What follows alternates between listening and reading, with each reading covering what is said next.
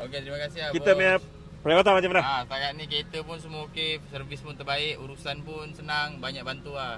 Janji full kan? Dia pulun nak beli kereta, you jumpa ni orang okey. Semua yang ada masalah nama tu boleh, insya-Allah boleh. Dia boleh tolong. A to Z dia boleh support semua. Dia follow up dokumen yang padu ya.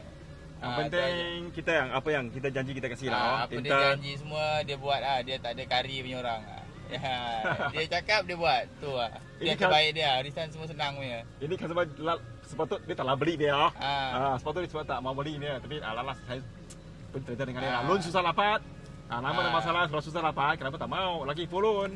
Alas okey lah dia ambil lah. Semua senang lah yang bos ni. Apa-apa support lah ni okey.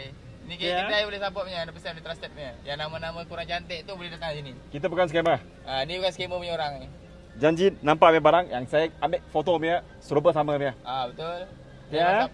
Terima kasih. Okey bos. Terima kasih bos tolong.